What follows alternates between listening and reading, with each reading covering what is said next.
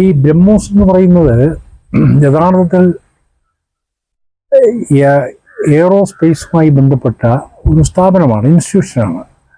തിരുവനന്തപുരത്താണ് ബ്രഹ്മോസ് ഇന്നിപ്പോൾ പ്രവർത്തിച്ചു വരുന്നത്, എയർപോർട്ടിന് സമീപമായി.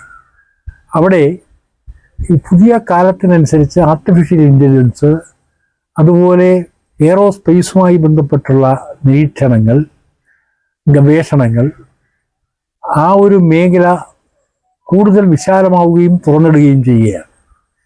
അതിൻ്റെ ഭാഗമായി റോക്കറ്റ് പര്യവേഷണം അടക്കമുള്ള കാര്യങ്ങൾ ചെയ്യാനുള്ള സ്ഥലക്കുറവ് അവിടെ തിരുവനന്തപുരം നഗരത്തിൽ ഇല്ലാതായി മാറി.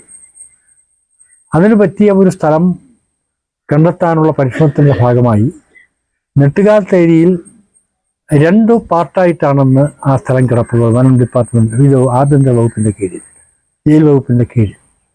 അതിലൊരു പാർട്ട് 250ഓളം വരുന്ന 54ഓളം വരുന്ന ഏക്കറുണ്ട്. ആ മലയോര ഹൈവേയുടെ തീരമാണ്.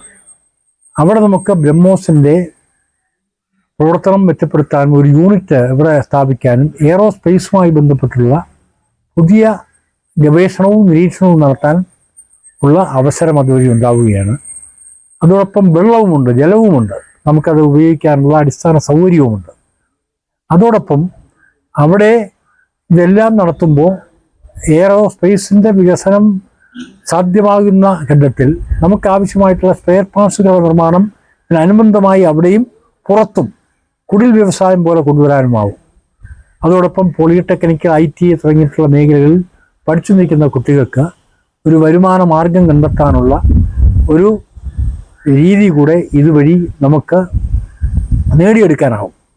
അതിനുവേണ്ടി 180 ഏക്കർ സ്ഥലം അവിടെ നിന്ന് നമ്മൾ ബ്രഹ്മോസിന് വേണ്ടി കൈമാറാനുള്ള തീരുമാനം കൈക്കൊള്ളുകയും സുപ്രീം കോടതിയുടെ അനുവാദം വാങ്ങുകയും ആ സ്ഥലം അളന്ന് തിരിച്ച് എടുത്ത് ബ്രഹ്മോസിന് കൈമാറാൻ കളക്ടർ ചുമതലപ്പെടുത്തി